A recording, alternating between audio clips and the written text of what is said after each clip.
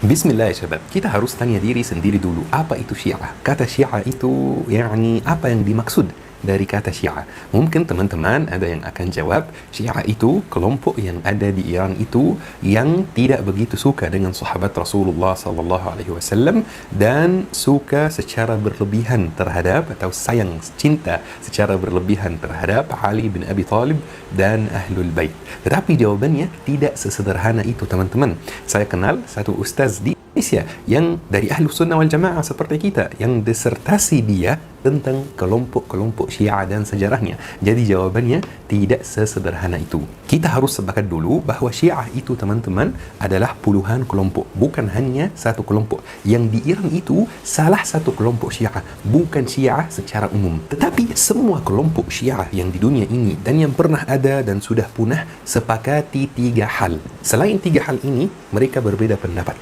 Tetapi ada tiga hal utama yang mereka semua sepakati. Hal pertama, yang berhak jadi khalifah setelah Nabi Muhammad SAW meninggal dunia adalah Ali bin Abi Thalib berdasarkan perintah Nabi Muhammad SAW sendiri. Dan ini pasti informasi yang tidak benar. Kita Ahlus Sunnah wal Jamaah tidak percaya seperti ini.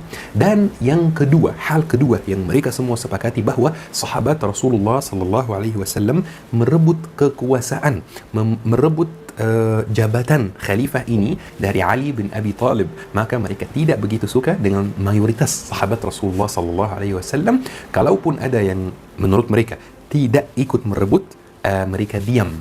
Ini menurut mereka. Nomor tiga hal yang mereka sepakati, yang berhak jadi khalifah setelah Ali bin Abi Thalib adalah keturunannya Ali bin Abi Thalib. Dan menurut mereka, keturunan itu ma'sum. Dan nomor tiga ini mereka sebut dengan imamah. Konsep imamah adalah pokok atau dasar pemahaman Syiah. Soal imamah itu yang jadi khalifah itu Ali bin Abi Thalib. Terus yang di bawahnya keturunannya, terus yang di bawahnya keturunannya. Tidak boleh yang jadi khalifah itu selain keturunan Ali bin Abi Thalib. Ini artinya imamah. Teman-teman, jangan bosan dulu ya, karena di kajian hari ini akan disebut banyak nama. Dan teman-teman perlu fokus nama-nama seperti apa biar tetap bisa mengikuti alur ceritanya. Mereka, semua kelompok Syiah di dunia ini dan yang pernah ada di sejarah Islam sepakati tiga hal tersebut. Tetapi perbedaan atau hal-hal yang mereka tidak sepakati banyak sekali juga. Dan khususnya atau hal utama yang mereka tidak sepakati adalah siapa yang berhak jadi khalifah setelah Ali. Mereka sepakat kalau yang jadi khalifah itu keturunan Ali, tetapi siapa di keturunan Ali, ini yang mereka tidak sepakati. Ada yang berpendapat Al-Hasan yang harus jadi khalifah, ada yang berpendapat Al-Husain yang harus jadi khalifah. Baik, setelah Al-Hasan, setelah Al-Husain, siapa yang jadi khalifah?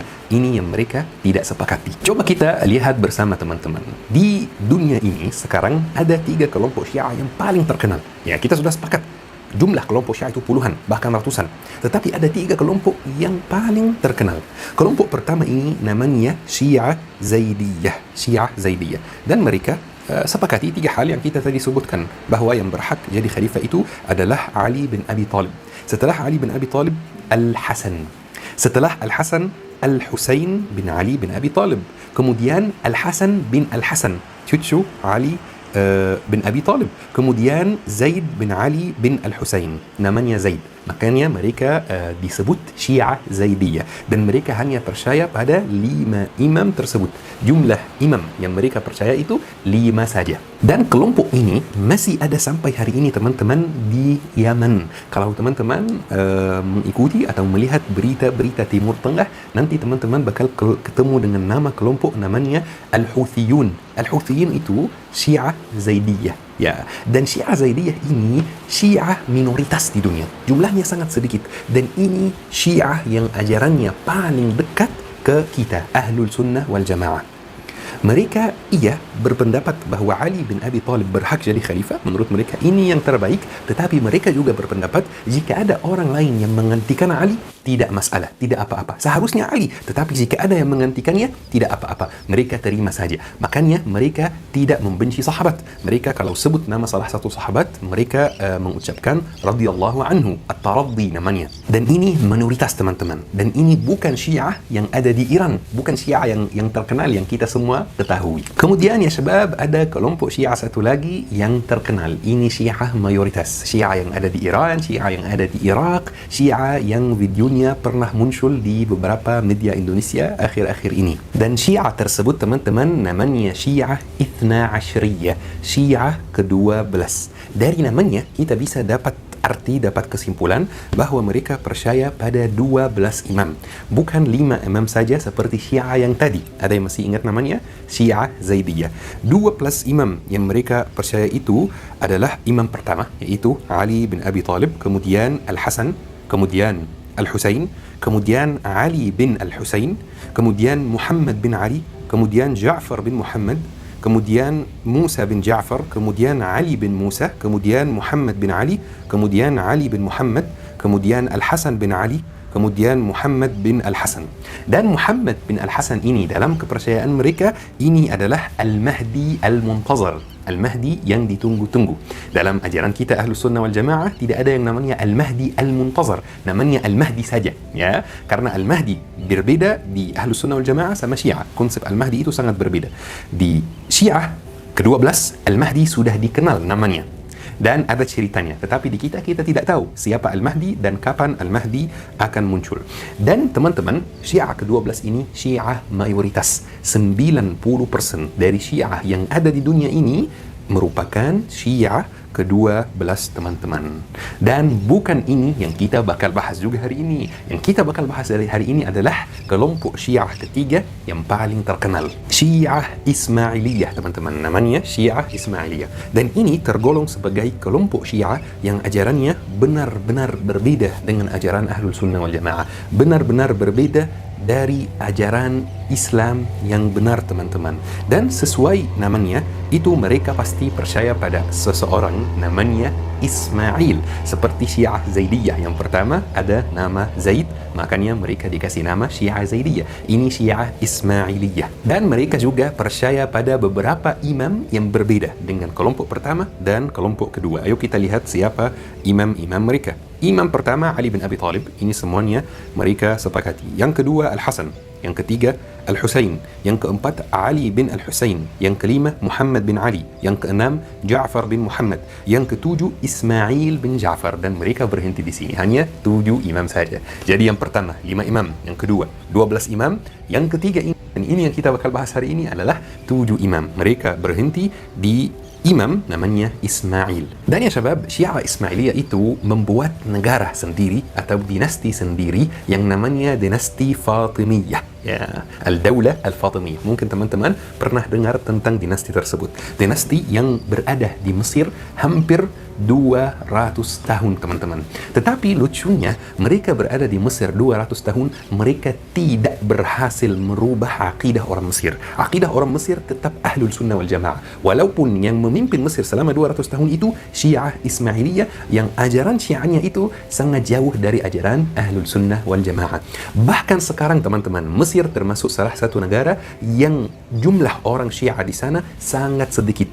Jumlah orang Syiah di Arab Saudi lebih banyak dari Mesir. Coba bayangkan teman-teman. Dan teman-teman, dalam ajaran Syiah Ismailiyah itu ketika soal kepemimpinan, mereka ada satu aturan. Aturan ini kalau dilanggar haram hukumnya teman-teman. Apa aturannya? Jika ada satu raja yang berhak jadi raja setelahnya adalah anak laki-laki pertama. Tidak boleh dilanggar aturan ini. Jika dilanggar haram, bukan soal diskusi, bukan soal politik, bukan soal kekuasaan, haram seperti ini. Dan ada salah satu raja Fatimiyah namanya Al-Mustansir Billah. Dan ini raja yang sangat lemah teman-teman. Dia tidak mampu menguasai dan mengontrol negara yang dia pimpin teman-teman. Makanya semua urusan negara itu diwakilkan kepada wazirnya. Wazirnya itu seperti PM, Prime Minister teman-teman. Diwakilkan kepada wazirnya yang namanya Badruddin Al-Jamali. Tetapi masalahnya di sini, Badruddin Al-Jamali itu yang merupakan wazir tidak begitu suka dengan anak pertama Al-Mustansir. Dia tidak mau anak pertama Al-Mustansir itu menjadi khalifah atau menjadi raja, menjadi pemimpin setelah Al-Mustansir. Dan ada satu orang juga di istana Al-Mustansir itu namanya teman-teman Al-Hasan Al-Sabbah, dan juga dia merupakan petinggi istana. Dia merupakan orang yang punya jabatan di sana. Al-Hasan Al-Sabbah suka suka sama Nazar, anak pertama. Badruddin Al-Jamali yang merupakan PM negara waktu itu tidak suka sama Nazar, sukanya sama Al-Musta'li, anak bungsu Al-Mustansir. Makanya terjadi perselisihan antara Al-Hasan Al-Sabbah itu yang suka sama Nazar, yang mau mengikuti peraturan yang ada, dan sama Badruddin Al-Jamali yang tidak suka sama Nazar, yang tidak mau mengikuti peraturan yang ada, yang mau anak bungsu Al-Mustansir jadi raja, bukan anak pertama. Maka teman-teman, Badruddin Al-Jamali itu yang merupakan PM-nya Fatimiyah, dia mengeluarkan keputusan Al-Hasan Al-Sabbah harus dipenjara. Tetapi Al-Hasan Al-Sabbah berhasil melarikan diri ke Iran, teman-teman. Dan Iran waktu itu mazhabnya bukan Syiah. Ya, Iran waktu itu di bawah dinasti Saljuqiyah yang mazhabnya Ahlul Sunnah wal Jamaah. Maka Al-Hasan Al-Sabbah melarikan diri ke Iran dan mulai menyebarkan pemahaman Syiah Ismailiyah di Iran yang waktu itu Sunni. Coba bayangkan teman-teman, kemarin dia tinggal di istana, kemarin dia pejabat penting, kemarin dia hidupnya sangat mewah, punya uang yang banyak. Tiba-tiba melarikan diri, tidak membawa apa-apa, tiba-tiba jadi miskin. Maka dia sekarang siap melakukan apapun untuk mengembalikan kekuasaannya. Maka teman-teman, dia di sana di Iran mulai menyebarkan mazhab Syiah Ismailiyah dan mulai membentuk kelompok baru.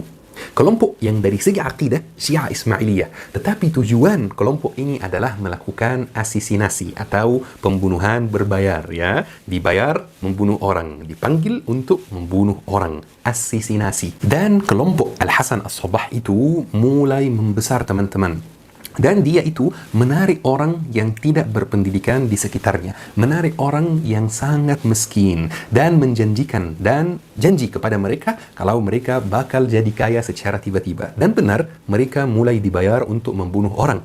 Misalnya ada wazir yang tidak suka sama wazir lain. Wazir itu panggil Al-Hasan As-Sabbah, tolong bunuh wazir yang di sana. Tolong, wazir itu artinya menteri, teman-teman, ya. Tolong bunuh wazir yang di sana. Kemudian dibayar uang yang banyak. Makanya orang yang tertarik dengan dakwah atau tertarik dengan Al-Hasan As-Sabbah itu tambah tertarik sama dia karena mereka jadi kaya secara tiba-tiba, teman-teman. Dan Al-Hasan waktu itu mencari tempat untuk bersembunyi, tempat untuk merencanakan pembunuhan tersebut, dan dia berhasil ketemu kastel di Asfahan. Tetapi sebentar lagi dia pindah ke kastel lain namanya Kastel Alamut. Dan biar orang-orang yang bersama Al-Hasan As-Sabbah itu semakin percaya sama dia, dia harus membumbui perilaku dia dengan ayat-ayat dari Al-Quran dan hadis-hadis. Tetapi masalahnya, tidak ada hadis atau ayat yang menyuruh untuk membunuh orang. Makanya dia membuat konsep baru, bahwa ayat Al-Quran itu ada dua makna. Ada makna yang zahir, yang jelas untuk semua orang, yang bisa dipahami untuk semua orang. Bisa bahasa Arab, bisa memahami makna itu. Dan ada makna yang batin, hanya bisa dipahami oleh orang-orang tertentu. Dan kata Al-Hasan As-Sabbah, jika kamu sudah bisa memahami makna Al-Quran yang batin itu, maka kamu tidak lagi ada kewajiban beribadah. Kamu sudah memahami makna yang batin itu, kamu tidak lagi harus salat. Kamu sudah memahami makna yang batin itu, kamu tidak lagi harus zakat. Bahkan mandi junub sudah tidak berlaku lagi dalam ajaran Al-Hasan As-Sabbah itu. Zina pun dihalalkan dalam ajaran Al-Hasan As-Sabbah itu. Kelompok yang Al-Hasan As-Sabbah itu membentuk, teman-teman, namanya kelompok Al-Hassashin, Hassasin, dari kata asesinasi, teman-teman. Kelompok pembunuh bayaran, dibayar baru membunuh, teman-teman. Tetapi cara mereka dalam membunuh itu sangat berbeda juga, teman-teman. Mereka itu bersembunyi dalam pakaian orang yang mengemis, ya, orang yang misalnya minta-minta uang. Kemudian mereka mendekati korbannya, kemudian mereka membunuh korbannya. Tetapi tidak boleh lari setelah membunuh. Mereka harus sampaikan ke korbannya dulu. Pas dia sakratul maut, aku dari kelompok Al-Hassashin di bawah kepemimpinan Hasan Al-Sabbah, baru melarikan diri. Kalau misalnya berhasil ditangkap, maka dia simpan di sakunya racun. Kalau berhasil ditangkap, dia minum racun itu dan mati sendiri. Ya, ini cara mereka. Tetapi pertanyaannya di sini, kok bisa pengikut Hasan Al-Sabbah itu sangat rela melakukan itu dan sangat siap melakukan ini? Ini ada cerita yang unik, teman-teman. Al-Hasan Al-Sabbah itu, teman-teman, sudah mengenal dengan ganja yang bikin mabuk. Dan di kastel dia itu, Kastel Alamut, dia membenarkan soal ganja itu dan membiarkan pengikutnya mengonsumsi ganja dengan jumlah yang banyak. Bahkan dia siapkan satu kamar dalam kastelnya yang penuh dengan kenikmatan dunia, teman-teman, yang halal maupun yang haram. Mohon maaf ya, penuh dengan kamar itu penuh dengan khamar. penuh dengan perempuan yang cantik yang mohon maaf tidak pakai baju sama sekali. Dan dia kalau misalnya mau menugaskan salah satu pengikutnya untuk membunuh seseorang, dia kasih banyak ganja kepada dia sampai dia tidak sadar lagi. Kemudian dia memasukkan pengikutnya itu ke dalam kamar tersebut. Hari selanjutnya setelah pengikutnya bangun tidur, dia tidak begitu ingat apa yang terjadi. Kemudian dia mulai cerita sama Al-Hasan Al-Sabbah, aku kemarin di mana? Jadi Al-Hasan Al-Sabbah mengatakan kepada dia, aku kemarin telah memasukkan kamu ke dalam surga. Jika kamu mau masuk ke dalam surga lagi, maka pergilah membunuh orang itu.